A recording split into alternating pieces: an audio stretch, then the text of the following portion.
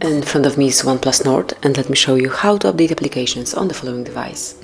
So first of all, from your home screen you have to select Play Store, then tap on the More icon and go to My Apps and Games.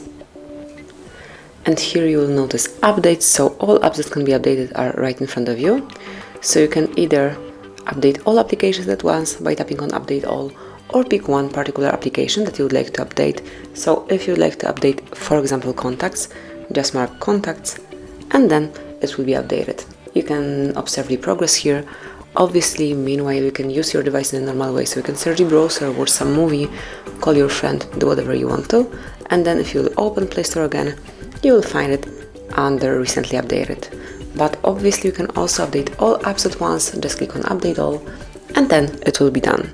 So that would be all, this is it. Thank you for watching, please subscribe our channel and leave the thumbs up.